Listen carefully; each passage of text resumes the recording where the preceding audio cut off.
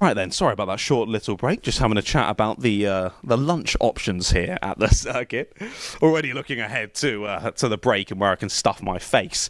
Again, while I'm not hitting the weight limit here. Right then, let's crack on.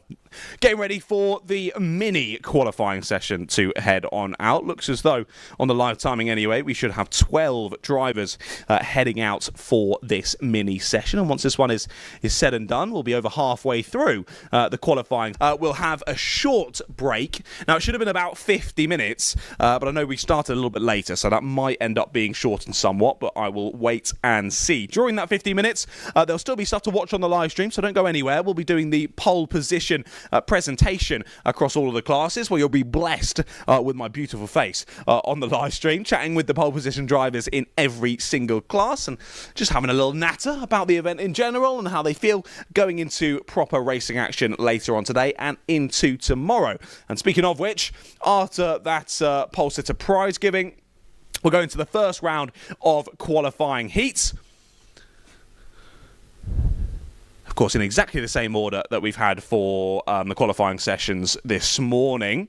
Now, on all of my notes that I've got, I know I've got it down as lap length, but I know it's been changed to being minutes length instead for all of the races. So I actually don't know how long the races are going to be later on. So when I find out, will be when you find out as well.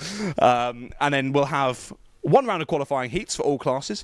Then pretty much straight into the second round of qualifying heats, and then that'll bring our day to a close here, on the Friday at least, for the IAME Nordic Cup 2025, and then we'll come back tomorrow to do it all again. No qualifying sessions tomorrow, drivers heading out for warm-ups, which won't be covered on the live stream. Then we'll be straight into those slightly longer super heats. Then we'll go for the driver's presentation of the super heats, and then after that, the finals in every single class. And of course, all racing out there on track matters throughout the weekend, but that is when it matters most. You get yourself to the front of the final, you win yourself a lovely bit of silverware and potentially a couple of prizes as well. Well then, all the mini drivers down in the pit lane looking like they're about ready to head on out. They wait to see the green flag. And once that's out, it'll be 8 minutes counting down on the gantry for this one. Looking like, who have we got in this session? This is going to test me, this one. Every single driver in this one is Norwegian. So I'll do my best with pronunciations through this one. Jenny K. Nordvang, definitely a driver to watch out here in the minis.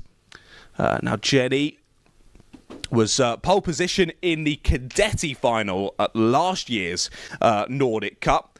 She wasn't quite able to convert that into the win overall.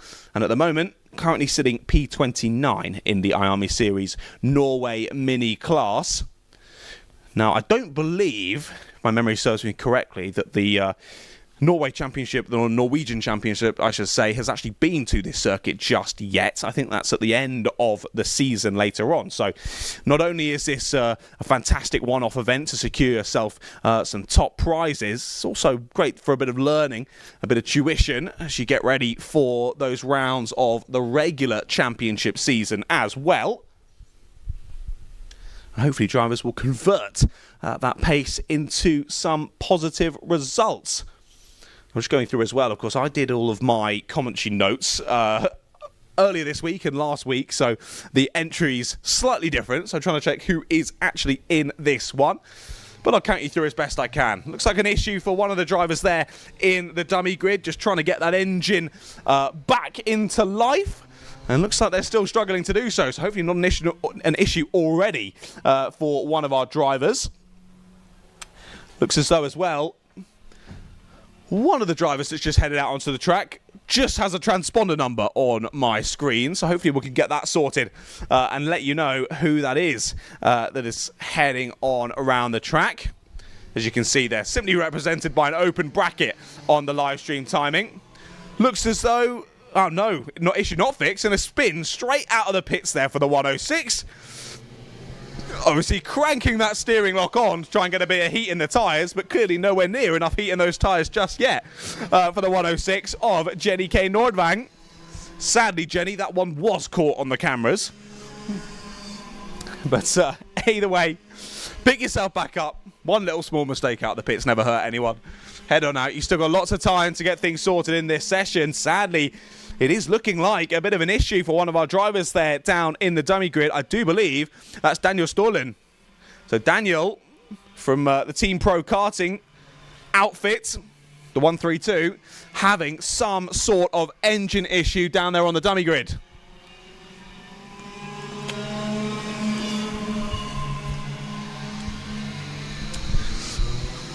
As there we go. There he is, the 132 across the start-finish line outside my commentary box window. So we do have, I believe, all the drivers we were expecting heading out onto the circuit now. It's now 13 drivers in total to have crossed the timing beam and kicked off this session.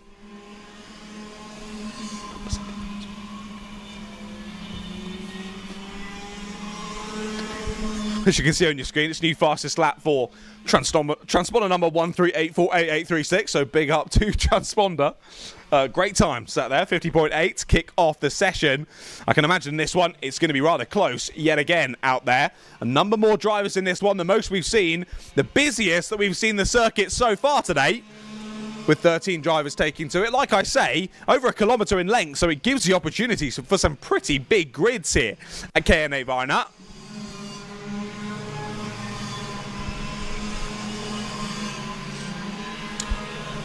So still, even with 13 drivers out there, still plenty of space to be found if that's what the drivers decide that they want to do. We've mentioned a couple of times already whether the drivers decide to go it alone or work together with maybe a teammate or even a rival. If you know someone's quick, it's a good person to work with.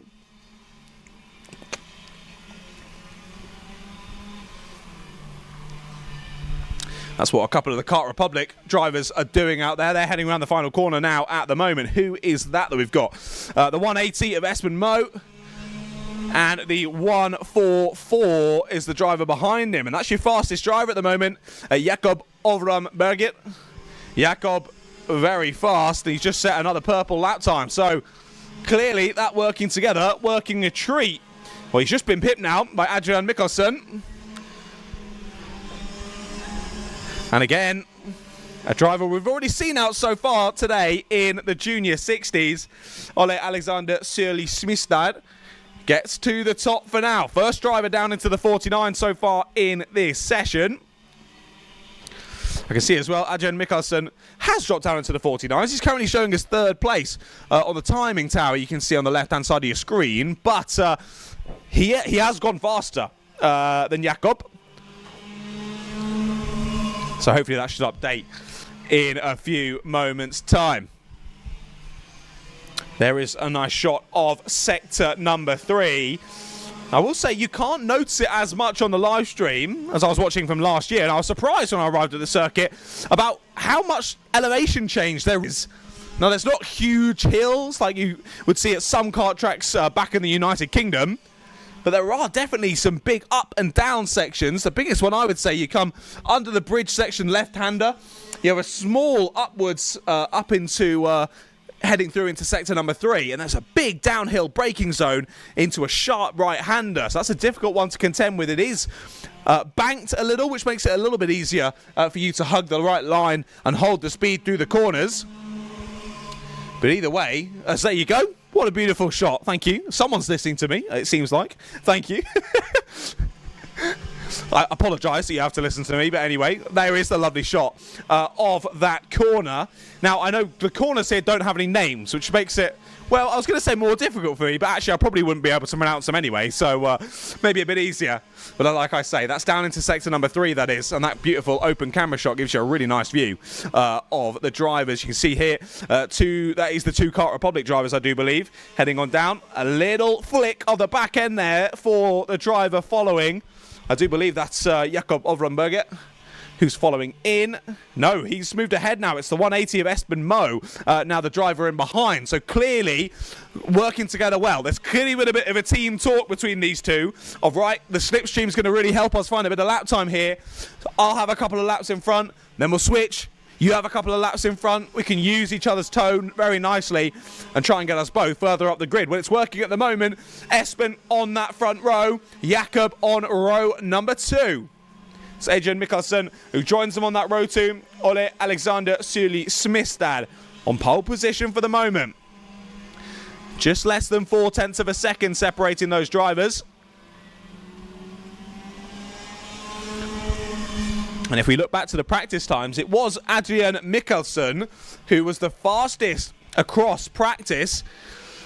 A 49.631 fastest time. Well, we've already smashed that by about 0.3 of a second. 49.392 the time to beat, set by Ole Alexander Suli, but he's just put in a purple sector 2.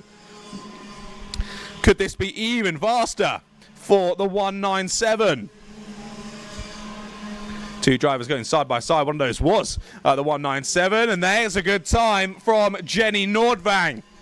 Jenny jumps away up into second place. And a great time from really from nowhere, that one. Jenny was further down in the order before that lap, down in sort of 8th or 9th place. Jumped straight up into P2. And there really isn't a lot of time left. 45 seconds left to go on the clock. These drivers across the line might just...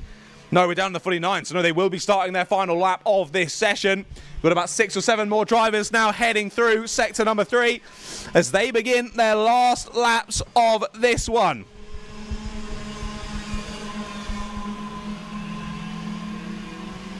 Yeah, there we go. Okay, cool. I definitely have a little bit of slowness in the box. Yeah, I can see the timer on my screen has stopped at 39 seconds, but I can see the timer outside my window is ticking down to 0 now.